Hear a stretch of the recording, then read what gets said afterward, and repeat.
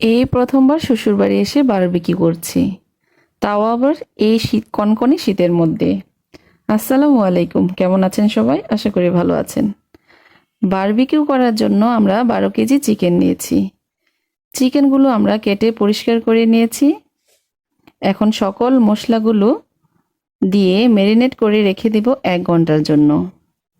আমার ছোট দেবর সব কিছু করার জন্য আমাদের হেল্প করছে। আমার দেবর আবার এগুলোতে অনেক সেরা।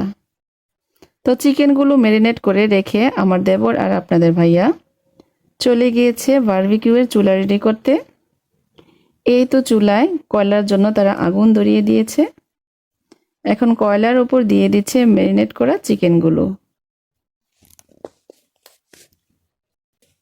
মাঝে মধ্যে আপনাদের ভাইয়া চিকেনগুলো উল্টিয়ে পাল্টিয়ে দিচ্ছে